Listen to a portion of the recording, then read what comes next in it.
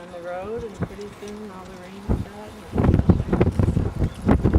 Nice right up. I was at the doctor.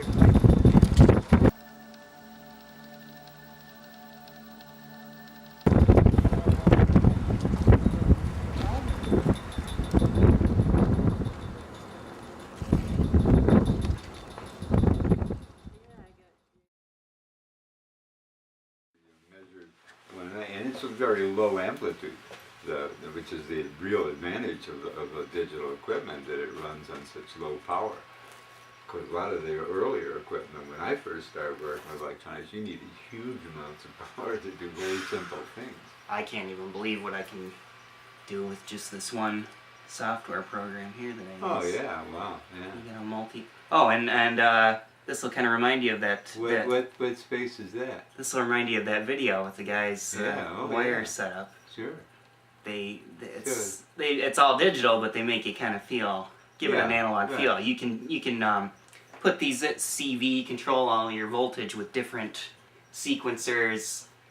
Oh. So you can have like multiple sequencers controlling pitch and frequency on one instrument. Maybe so. This might be the theme song to our podcast. Is this thing recording now? Yeah. That's another thing I was wondering. Maybe we should come up with an intro. Well, eventually we should, but these are like exploratory. That's true. You know, trying to take this as a basis to go to the next one.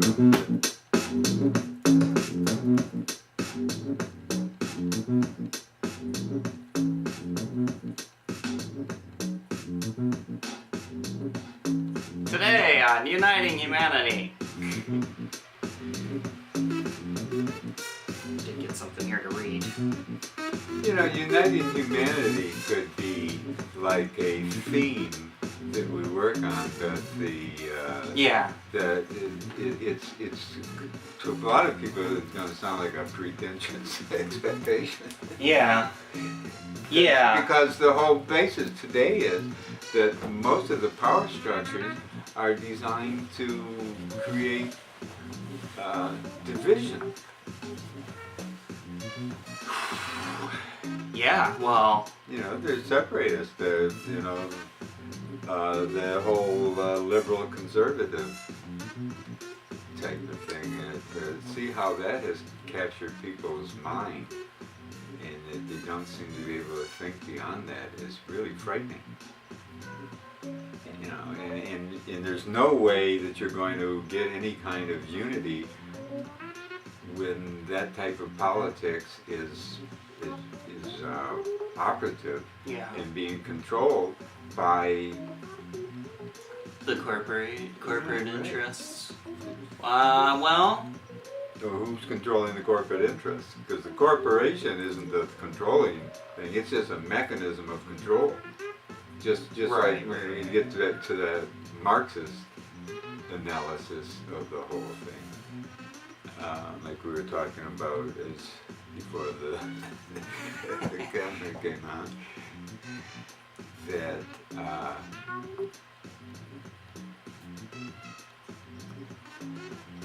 the corporations are just a mechanism of the control. The people who control the corporation are individuals who make, and then there's a lot of people will argue that it's out of control. That it would be good if there was somebody who was controlling, because there is no control, and that's what happened. It's just it's total chaos, and we're heading in the direction that we are, in the decline of humanity on the planet, just out of random lack of control. People are stupid that they don't. Kind of ignorance and all that, and then the people that have any degree of control are just using it to self-aggrandize themselves, and and not for the betterment of humanity generally. And anybody that does talk about we should be more inclusive, then you're a communist. You're a socialist. You know, and maybe that's true, but that doesn't mean that you want to lay a power government on top of people. It's the opposite of that. Yeah. You know, and the fact that countries like their organisms like the Soviet Union called themselves communistic, or even in China they called themselves communistic. They were not communistic. They certainly were not socialistic, because social means that everybody is in agreement. You know, and so that's certainly not going on in China. Yeah, social organizations cannot be governments, because the government, you know, has to have a certain amount of control over things, and social organizations have to be totally cooperative.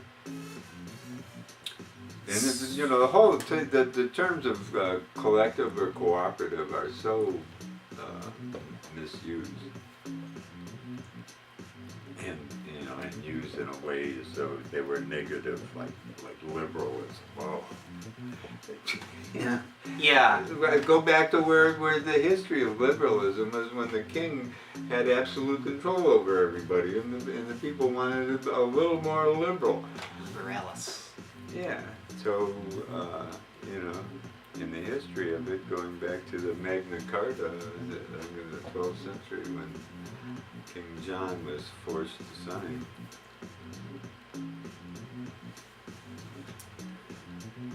Well, so you don't believe in this idea that there's a Illuminati, a group that when you talk about control. Well, that's that's an issue. A question. That's kind of in fact, just by far-fetched. the very nature of them, we wouldn't know because they're that secretive. But there are several groups that fit that category. Right. You know, where exclusive If people you, get if you together have enough at money, exclusive places. you can yeah. you can disappear. Well, Nobody in will know who you effect, are. that's what happens. Is the more money you have, the more power you can have, and I'm almost scared to say some of their names, like the Vanderbergs or. Yeah, right. Going back to historically, that there were people who collected together with their power in communities, or even like universities and things like that. But then, you know, there is a history of the Illuminati that is, you know, substantial to a certain degree. Yeah. Just do they have the kind of control that is absolute? It's increasing.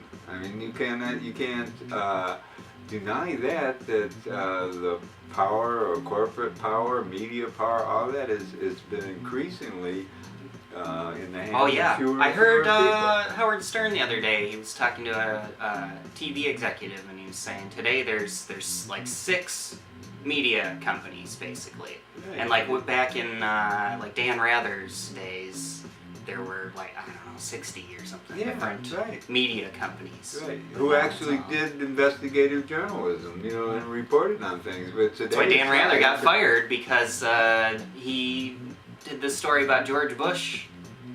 He was kind of disappeared during the Vietnam War. There was records, missing yeah. records, Right. and he brought it up, and a lot of the executives at CBS are big supporters of Bush, so they kicked him out Well, of he used there. a document that was obviously not the original document, because you could see that it was a copy. Oh. By the way, Yeah, the characters and all that. He said he didn't have a problem with them firing him. He Well, said the it was- person that wrote the original document said, no, it's not the original document, it's exactly like the original document. Oh boy. Yeah. Yeah. So it, you know, the fact that it has the original information is the point. Yeah. Yeah. Yeah. He still never Right, said where he it's still was. right. Yeah, it's still the facts That of the time. document are true. Well, then Even though it there's, isn't the original document, it's a copy. Somehow or other, the original was destroyed, but somebody made a copy of it, Wow. you know, Yeah. before it was destroyed. So this is. Yeah. So Dan Rather shouldn't have had to go through all that kind of stuff. People, any reasonable person said, hey, let's forget about that issue. Let's get to the issue of what the document says. That George Bush did get out of his military service, and he was covered up by the officers in charge of him. Yeah. And then what he did during that period was he went to Louisiana and he worked on the Right. campaign on somebody else with Karl Rove, Wow. where they learned all that dirty trick I'm stuff. sure he was working working for really a hard. billionaire running for the Senate. Wow. And they lied and slandered his opponent. A billionaire running for Senate. I think there should be a limit on how much you can make to be a politician. Oh. Can you really represent And a that goes back mass to of people? Plato. Plato said that Right. in the Republic. That sounds like something they would call a communist or socialist. Well, yeah. I mean, Plato was Corporations his are idea people, too. was saying that for the government to serve the people, it must serve the people, and not serve. Well, any even kind it wasn't even that long ago when you think of I don't know if it was John Adams' time. He was a farmer. He would farm in his off time, and then when the political season or whatever would come up, he Yeah. would go to Washington. well, that's the way. Yeah. So he would work for a living. He didn't make a living off of being a politician, Well, that was celebrity. the original Celebritician. concept, Yeah, that was the original It's concept. for the I mean, people. that goes back to even like when they set up the Parliament in England. Where a lot of our ideas come from, or in France, where a lot of political theory comes from. It was the foundation of the development of our ideas in our Constitution. That it should be the people, and that's totally out of What control else is right the now. point? Totally Are out of we? control. We're making these That's what things government to govern is. That's what companies. government is. Yeah. The government is this agency for the people, representing the people in the world.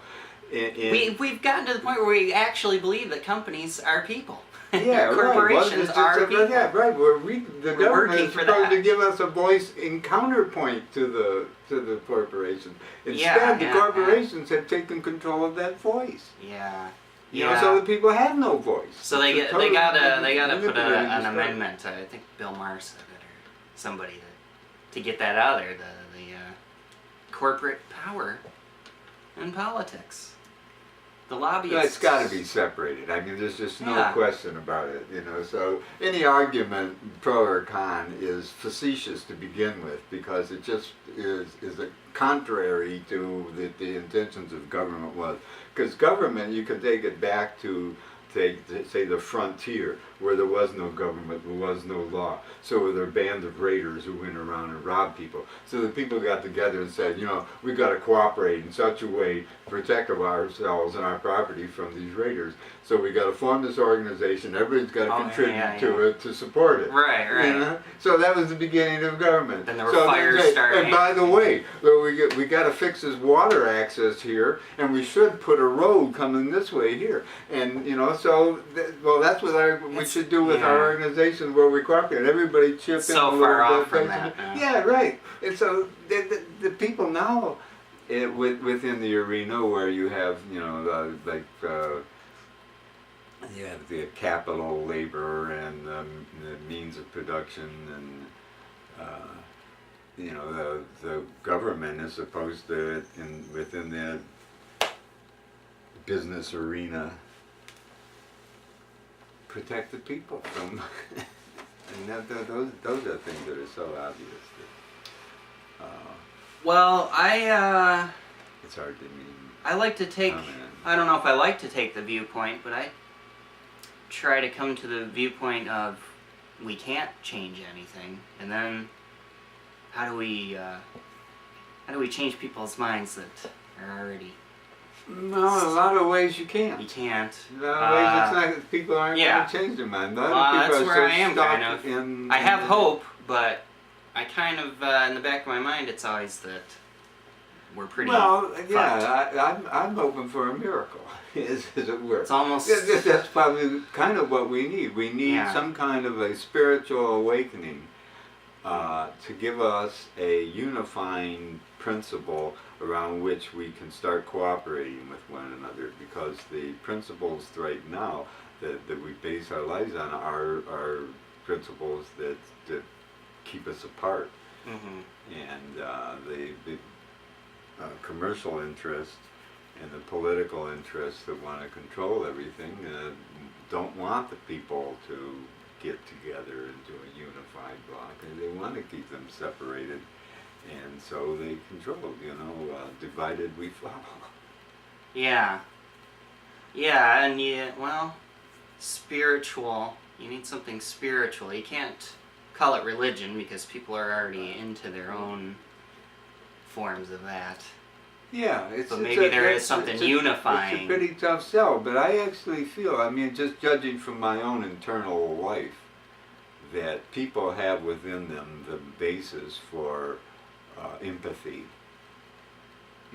That scientists even say we're hardwired for empathy, whatever that means. But I can kind of understand what that means, and I think, judging from my own internal self, which is all I've got to go by, but empathy, I assume that others are like that. And that they have within them the same ability to see the fact that they are a small part of a bigger thing. Yeah. And whether they die and go to heaven or not. Yeah. They should be concerned about the past and the future and the totality of existence in humanity, and should be motivated by that, I think, to try to be cooperative to bring it to its highest potential. Yeah, and there's that word again, the cooperative. Think in those terms, yeah. It has to be. I think it has to be small and kind of. To start off with, out. Right. I don't think you can. No, it's got to be bottom up. Yeah. Bottom up, from the inside. Each individual has to discover within themselves the reasoning why they would sacrifice today to make a better tomorrow for someone else. Whether it's their children or someone else's children, it's humanity, which is they're part of. So that our individual lives have some connection to the totality of humanity. Yeah, like if there was, you'd think there would be more movies or art about this instead of. Yeah, right. About how we're all connected. I gotta read this passage here now. This is about Plato's moral objection to art, and then Aristotle agreed with Plato's claim that art appeals to the passions, and even though Aristotle was less suspicious of the passions than was Plato, he too believed that they can be wild, unruly, and dangerous. However, rather than art encouraging the passions to take control away from reason, art purges the passions. And this is Aristotle's famous passage about this purgation, catharsis. He says, an emotion which strongly affects some souls is present in all to a varying degree. For example, pity and fear, and also ecstasy. To this last, some people are particularly liable. And we see that under the influence of religious music and songs, which drive the soul to frenzy, they calm down as if they had been medically treated and purged. People who are given to pity or fear, and emotional people generally, and others, to the extent that they have similar emotions, must be affected in the same way. For all of them must experience a kind of purgation and pleasurable relief. In the same way, cathartic songs and music give men harmless delight. We must therefore make those who practice musique, poetry and music, in the theater perform these kinds of tunes and songs. That's what I was saying. We need more art that uplifts the spirit. There's an incredible context to what you just said. Yeah. An incredible context that goes back to prehistoric times and appears historically in very early Greek culture. Oh yeah, okay. In the yeah, Dionysian rituals. That's which yeah, were they get spiritual rituals of the time. Like you've told me about that, where they would actually the people would be Where involved people in would be involved in it. It would build up to that. Yeah. and truly everybody was a purge. cathartic experience for all the people. Yeah. You know, to play out. Right. These other characters to get to go beyond themselves into other situations where they What could experience what our culture does once a year on you know, Halloween. tragedy, and suffering. Yeah. And, Right, act you that know, out. That there is a cathartic value to suffering. Yeah. Yeah. Yeah. You Right. don't just hide from it. You well, can't. And then when you get to Plato and Aristotle, that's been going on for hundreds of years. Yeah. And it's starting to change a bit when playwrights like Persephone. Euripides, Oh, okay. who mocked the gods, gave leading roles to women and slaves in his plays, and generally people were opposed to that.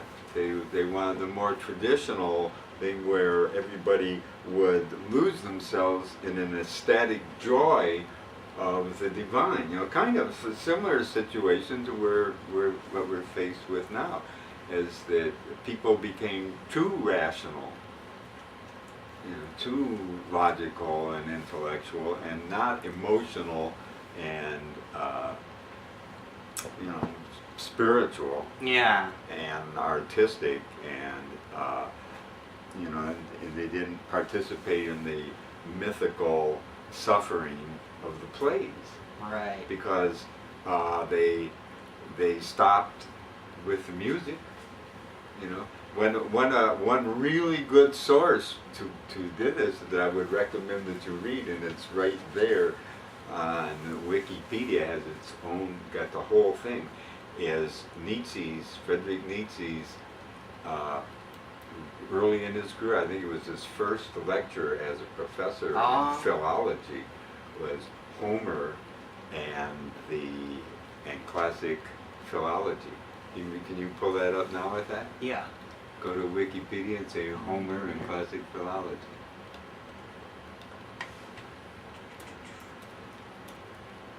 Homer Simpson. Homeric hymns? No, Homer and classic philology. Oh, it'll have it right there. Am I getting anything? Oh. It'll be in the search. Ancient Greek. And I have Homer and classical philology. Let's see. Iliad.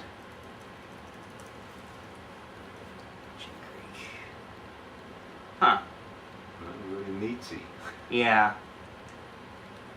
Wait, how do you spell philology? Philology. Philology. Philology.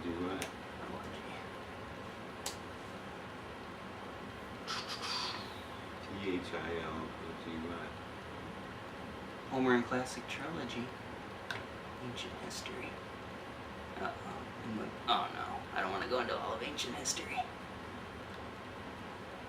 We're gonna have to do something on the pyramids. One of these Homer and days. classical philology is what is. Let's look up Nietzsche.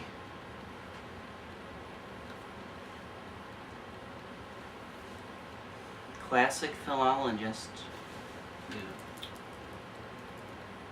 So go to his list of works. Should be right there. Works. Okay, here we go. Now we're cooking. The Gay Science. All untimely meditations.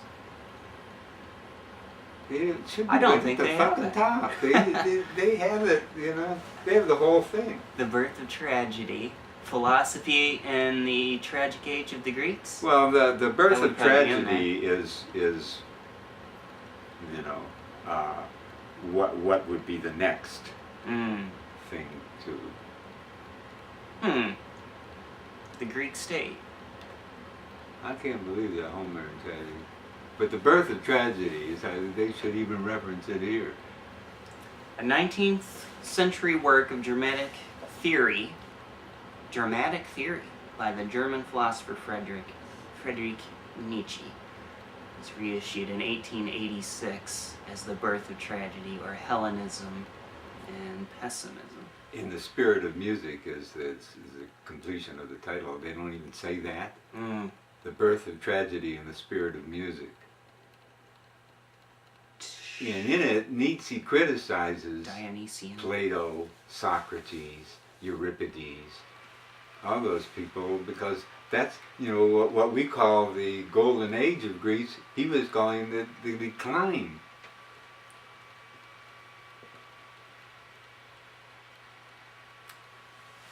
I'm really surprised if they don't have that. Maybe Me they too. can take it down. Did you put in Homer and classical philology? Yeah.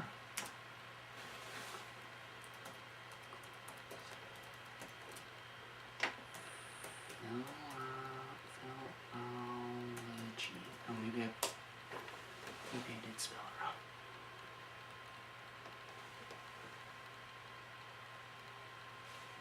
Outline of classical studies. Huh. They didn't even have it in a list of Nietzsche's works. No, I mean, that's That's where ridiculous. it should be. That's ridiculous. It's gonna be in here. Uh, Though with But anyway, Yeah. that's why I get hung up on that. where's Homer? But it's a great read, and it's not that long, but it gives you I'm sure it's on clear Google understanding. Well, what the circumstances are is that what we now have all this knowledge of the Greeks and the Some water, if you want. classics and all that. They were lost during the Dark Ages, in medieval times. Because of the our Irish friends, No, it's just a whole bunch of reasons Yeah. why did the Dark Ages at all come about, but why did, but anyway, with enlightenment and a renewal of a desire for education and for the betterment of humanity, the Hellenism was rediscovered. Put on Hellenism. I was just looking at that, and I was curious. But it's not, really understood enough what Hellenism is, and in fact it's that on the world. Was that in Nietzsche, or where did I see it? Nietzsche was so everybody I pins can't believe him that. with nihilism. Yeah, right. That's another, like I was saying, he's one of the most misunderstood, misquoted people of all time. Nietzsche talks about nihilism, but he wasn't a nihilist. Hellenic studies. Oh my gosh, there's Oh, so many. yeah, Hellenistic art, Yeah, right. It's a civilization, complicated- Hellenistic Greece. Well, there's one of the categories is the rediscovery of Hellenism. In the Hellenistic period, in late antiquity, spirit. in our period or modern. Oh. Neoclassical. Reconstruction? Yeah. Polytheistic, meaning one theory, right? No, poly means. I mean, one God. Poly means multiple. Right? Well, polytheist. Yeah, It's different. multiple gods. Hellenic reconstruction refers to various reconstructionist movements that revive, ancient Greek religions practices emerging since the 1990s. Since 1997, the movement in Greece has been institutionalized. Well, That's a different one, but that's a good one. Does show it's even more modern. I had But no in idea. Nietzsche's time was the big discovery of it. And that's what philology, that's why you don't even know philology, how do you spell that? Yeah. Because we don't even know what philology is anymore. Yeah. But philology was a really big thing in those days. What is that, the study of? It's the study of languages. Oh, okay. But it proceeds in a unique area in that it studies the literature of languages. Right. And in its interpretation of the literature, it discovers the culture. Ah. And that the culture is better known through that. Where Nietzsche came in, he was saying, you guys got it all wrong here. You know, the period that you're saying was the golden age in Greece was actually a period of decline. It's prior to that was where the really roots ideas were that we should be emulating and learning from. And, you know, well, what are the early things? Well, Homer. Well, is there such a person? Was there such a person? Did one person write all of those poems? Yeah. Well, if you analyze them all, you would say that more than one person wrote all these, because they're just the style of this, the whole approach, and everything like that. You know, but that's the kind of stuff they're arguing about. You know, and you know, it's. I wish you could find that, his lecture anyway. But the point is, the lecture would never go back in the time because I'm gonna Google it so that I have it you for know, later. in terms of considering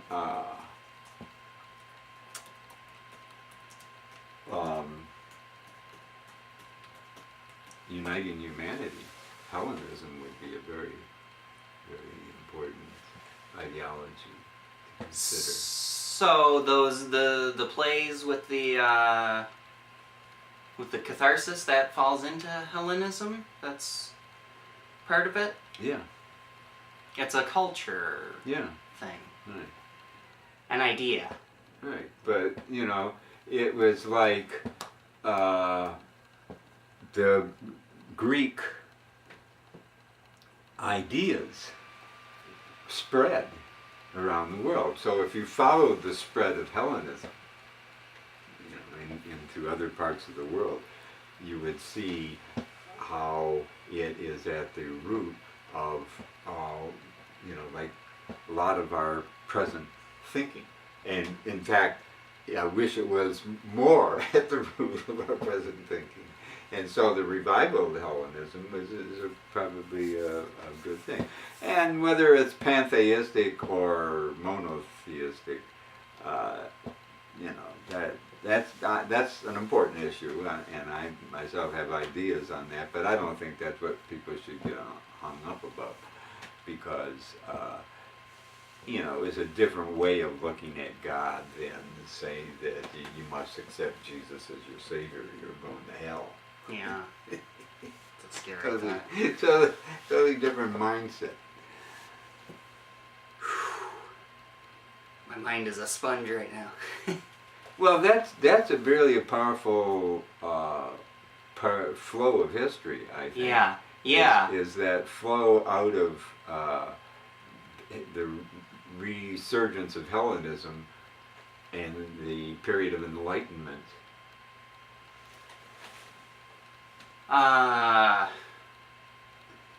Enlightenment of man. So that's Mhm. happened Well, right, several times throughout. Right, but there is one period that is called, you know, the Enlightenment, you know, in the 17th and then 18th and 19th century, the whole blossoming of rational thought and science, and you know, the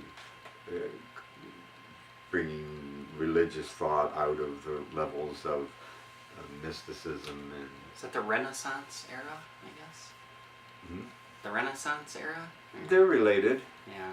Yeah, but you know, the Renaissance is you have to you have to say which category. Yeah. Because Right. the Renaissance yeah. in painting, the I've Renaissance in I've music, the Wikipedia'd that, Renaissance yeah. in architecture, Yeah. those didn't all happen at once. But like you say, but it they was were part of the Enlightenment. Age of Enlightenment. Yeah, coming out of the Dark Ages.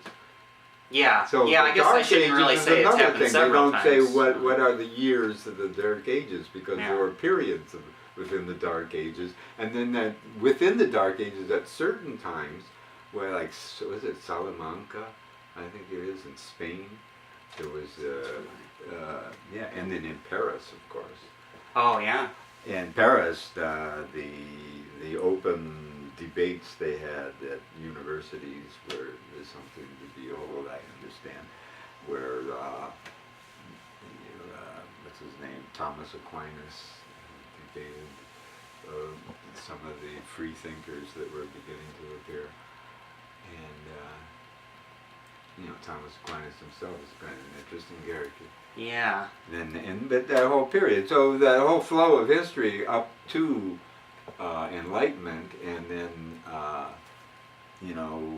supposedly the post-Enlightenment. Post-Enlightenment. Has that happened? Oh yeah. People are revolted Yeah, I guess against so. it. Yeah, you're right. That's what we're Who talking needs about. all this reason and logic? I mean, oh Yeah. my God, I'm sick of it. Reason and logic. Yeah, well, Those have it's become been used. interpreted differently. Isn't there really defined reason and logic? What do you mean? I got off track now. Yeah, I'm having a hard time thinking of terms right now. This would be the advantage of having made some notes ahead of time. But Just gonna look at this. postmodernism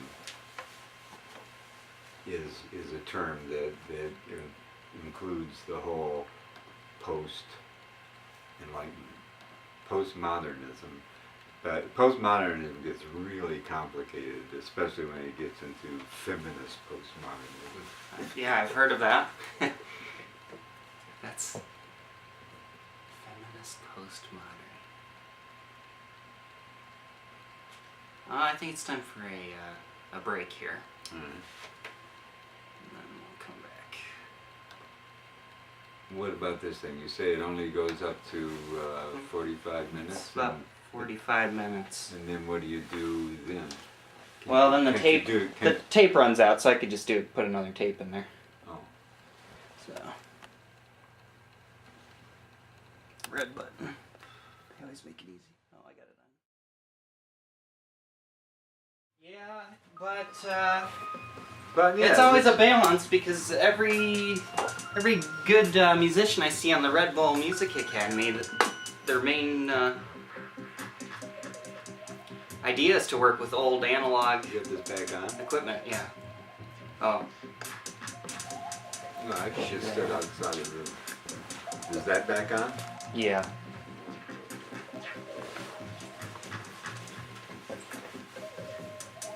Just mind your hands.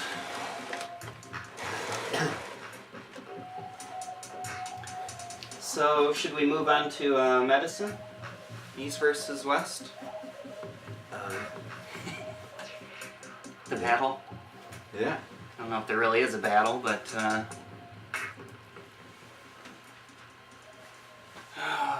okay, I got the Wikipedia here. Oriental medicine, traditional Chinese medicine. I guess these are all what you would call Western or Eastern medicines. Traditional Chinese, Korean, Kampo, Japanese medicine. I don't know much about Kampo. Indian, Unani medicine. It's Unani. Sounds African. It's Arabic. Oh, Greek medicine. Yeah, there's the history of medicine. It's kinda Chinese interesting medicine, when Korean they finally got into realizing what was going on. There are some, incredible stories like relative to pretty modern times where they had epidemics of deaths at childbirth. And some guy comes up with a theory that the doctors should wash the damn hands. Yeah. A little more often. Huh. They Who go would have from thought? one patient to another, and people criticize, well, why? What does that mean? Because they didn't have the concept of germs. Right. So that's a pretty modern thing. I wonder if it is in Eastern medicine. Seems like Well, they everybody always wants to say they were ahead of different us. terminology, but there were cleanlier. there always was some concept of something else is going on.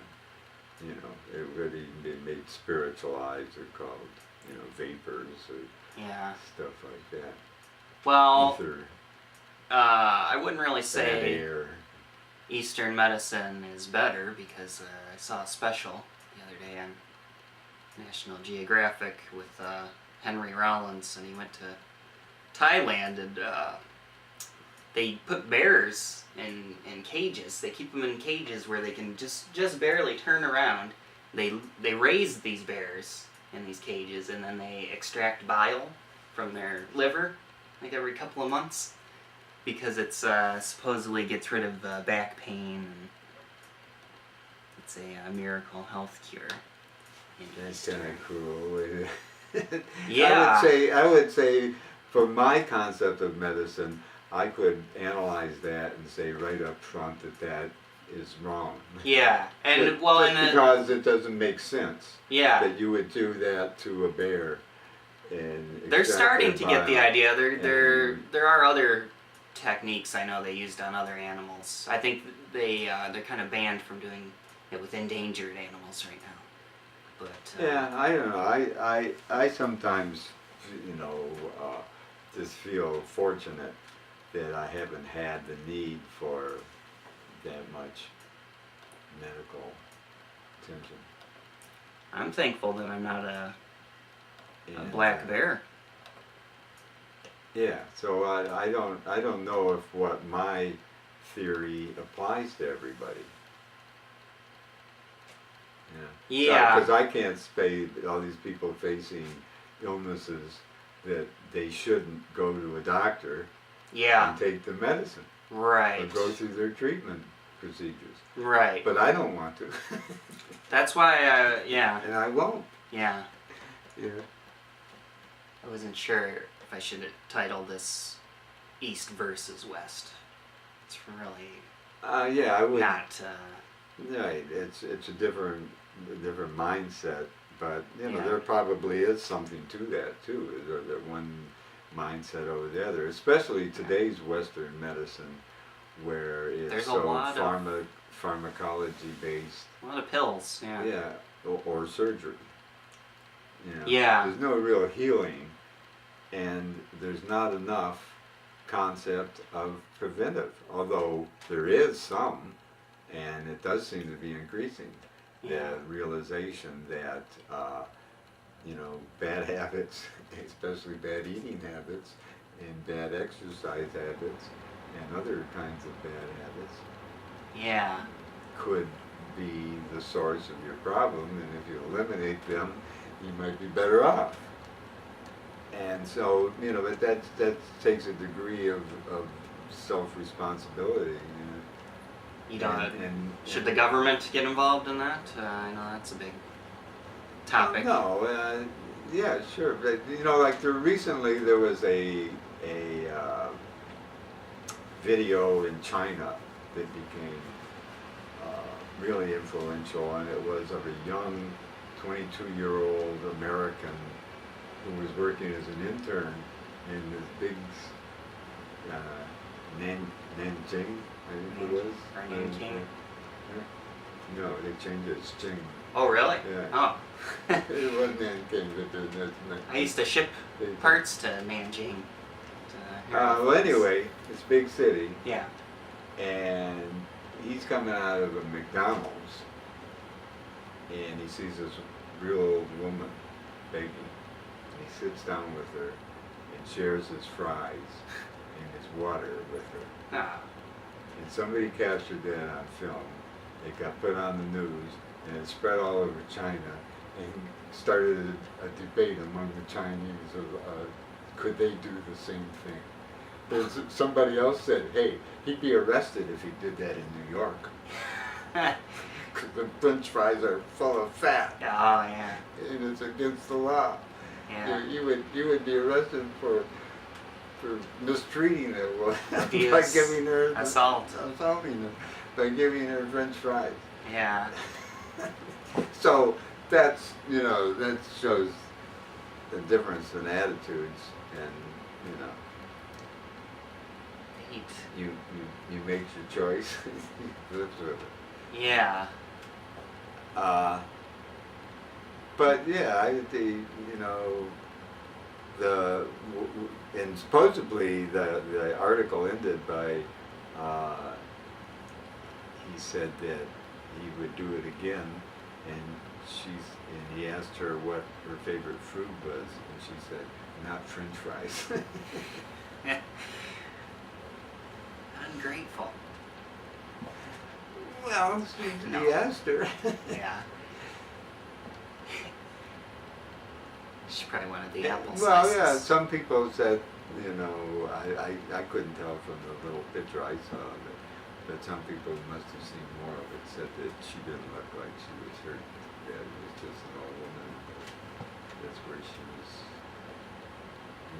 where she begged. Yeah. She looked like she probably been doing it for years and was probably pretty good at it. They got a lot of French fries. Well, that was, so.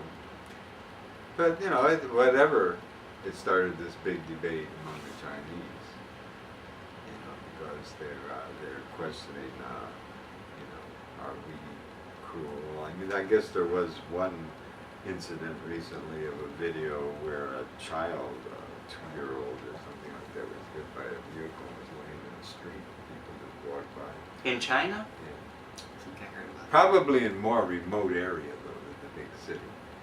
I don't know. I really... Huh. Because I saw a headline of it, and then they mentioned that in this article that I was reading about the guy that gave French fries to the old woman. That's interesting. That's like a Well, it's a big- social statement that people would see a child and just. Yeah, well, I've seen videos in this country Do where anything. somebody was injured and people.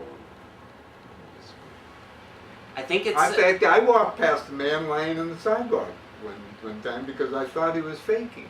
And I Yeah. walked around him. Yeah. And when I came back shortly afterward, he was gone. Yeah. But I did feel kind of bad. Well, what if he wasn't faking?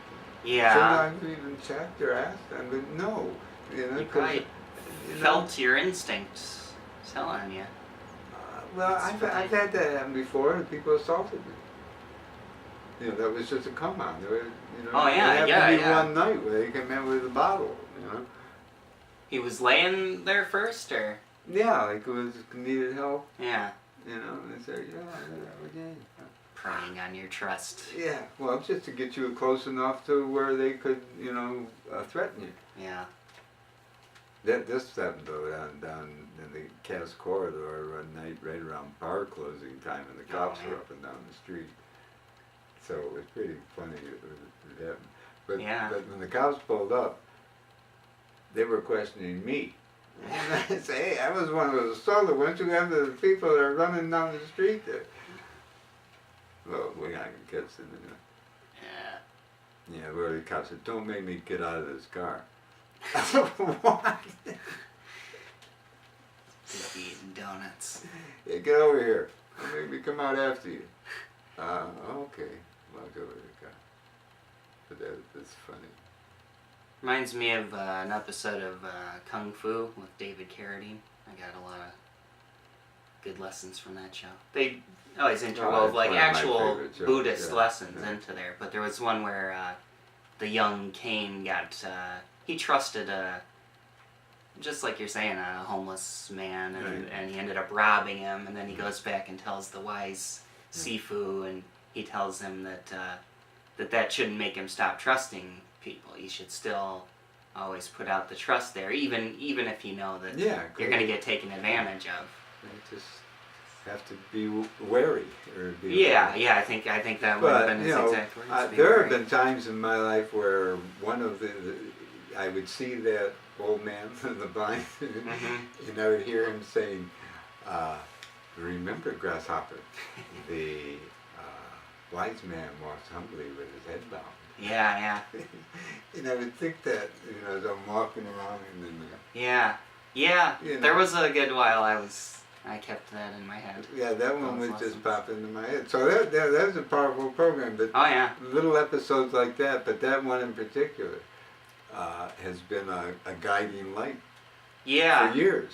yeah. Whenever, and then the fact that it just pops up on its own, kind of, is something. warning me to stay humble. Yeah. Yeah. If everybody could act like Kwai and Chang don't be Caine. walking around throwing yourself off, looking people straight in the eye. Because you can see that, I have mixed feelings about that, because a lot of times I think that, that you should initiate it, but then I come to the conclusion that maybe I'm not the one that should be initiating it. Yeah. Because I get but negative reactions when I try to be forward, but when I try to be not, I have other people do it to me, Yeah. especially women. They do what? Say hello. Oh, right. Yeah. Yeah. Like I'm working on the lawn and they see these people walk on the sidewalk, so I kind of make a wait so I don't have to force them to greet me or nothing like that. But the woman will make it do hello. Yeah. And I'll look and the guy will be looking at me. Yeah, I know what you mean. Yeah, well, it's energies. That's how I feel. Like sometimes I try to just completely not give out any energy, and just. But you see that there's different responses. It's just the to way the world has different changed. energies. It used to be, took it for granted. If you walk past somebody in the street, you look them in the eye and say hello. Yeah. And they say hello or good morning. Yeah. But then it got to the point where people would look back and go, "What do you want? Oh. What are you after? What are you That's- looking at?" Well, Yeah. these So, new devices yeah. aren't going to help anything. But, oh yeah, so or you can. Now When we everybody's first staring at moved to their Ann phone. Arbor, I was really indignant. In fact, nobody ever looked at you. Yeah. They're all hipsters They're, on their way they're all to, into their own to work. thing, Yeah.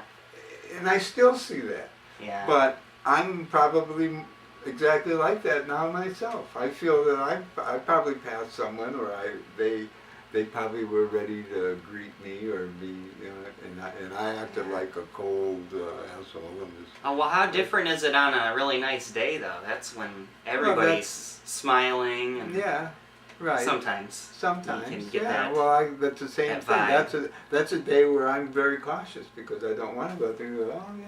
Yeah, I am always take the Kwai Chang King humble approach. Yeah, It's that's the best. right. I just stay. Let's be part humble at least. And and so what I then become is the giving others the opportunity over there. Someone who's, I should say hello to because they look like whatever Yeah. They really look like. Yeah. Because it's happening a lot lately, and I even see on the internet, I've read these articles by women who talk about that, they knew their experience where somebody made a gesture of friendship, and then that ignited them to pass it on and then they, whatever. That's the first step. Yeah, I agree with that, whether I can do it personally or not. Yeah. And when I see someone coming at me with it, I appreciate that. And I try to respond and go, oh, hi, yeah. Yeah. Yeah. Geez, uniting But I don't humanity. initiate it a lot. If we just all did a simple thing like say hello more often, that would. Yeah, talk about health. Yeah, that would. I think that have a lot to do with people's health. Their mental health and then their mental health and their physical health are Yeah. connected. It's almost like we could make a waveform for humanity. Well, yeah, you can do that too. It's entirely something else, but you could turn it all into music. But The score of life. to get back to what we were talking about before in the Hellenism and what Aristotle was talking about art and what he said Plato was, because Plato and Aristotle are really phenomenal at their point. But Nietzsche goes back way before that, when the raw experience came about, but that goes back to pre-recorded history even. At some point somebody started recording it, especially right around when the early playwrights started writing these tragic events, because this is the way the festival would culminate. The early part of the festival is like a celebration of ingesting and then getting ecstatic and dancing around and getting outside yourself, and then playing in a role within the drama. So the dramas were these big events that people didn't just sit around watching it. Would that come at They night? participated. The drama part? Hmm? Would that be at night? Like Yeah, as a the lot of sun's part coming probably in, it drama, would. I wrote fire in the background. I wrote a story about it, and mine, the night part is the really big part of it. Yeah. You know, because in my story, the guy wants to do Euripides, the Bacchae. Now I'm just saying, Euripides is, according to Nietzsche, one of the people that tore down the tradition, and it was, made it so that it was more an event that people watched and not participated in, and the music was left out and all that kind of stuff. But not really that much, because when you get down to the Bacchae, it was done differently by a lot of people, and it is kind of a blasphemous thing, where it makes fun of the gods, but actually it makes it even more awesome, in my opinion, because the story of Dionysus was, he wanted to prove he was a god, and he was angry with Thebes and the people of Thebes because they were his relatives, and they disavowed him because they thought his mother had an illicit affair with somebody and had this child out of wedlock, and they drove her away. Now when they asked her, well, who it was, she said Zeus. And they thought, well, that's double blasphemy, and so they drove her away. And so when Dionysius came to Thebes, it's a catastrophe. Everybody dies, and except for some blind prophet, and then the Bacchae, the women, who is this ecstatic frenzy of women around him. In one version I heard, they eat him. He disappears. Black Widows. Well, that's just another level of, because, who is Dionysus? And that's why when you get into that whole concept of the Dionysus Apollonian, that Nietzsche carries further out, why we should learn this, Yeah. is because we have those natures within us. Yeah. Oh yeah. Yeah. And we are fighting these battles, and that's what these stories were about. They were about you. Yeah. You were supposed to see that and learn that, and so that this whole thing was, personified within yourself as well as the external festival, and it all kind of went together, and especially probably the ritual, the wines they were drinking, the other herbs they were consuming, Fungus. and they were. Psychedelic. Yeah. And so in my story, I try to make it that way, but I got to the thing where, as it was leading up to the play, and on the third day of the festival, the early days of the festival are, the first day of the festival is workshops where the people learn the history of the culture that the play came from, and then they learn the play. Wow. And then they learned the part of the play, and those that did the dancing learned the dance moves, and those that played the instruments, because they had the lyre and the flute, they learned just the little things they did, so that when the play all came about, they all had a role to play, and they had costumes and other. And during these workshops building up to the play, everybody was inebriating.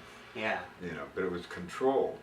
Yeah. So that nobody got really blasted. It was like, so that it became a functional, useful experience to create the atmosphere for the play, and the role that they would play in the play, to get them beyond their everyday world, outside of themselves, so they could experience something bigger and learn from it, and it would be emotionally cathartic.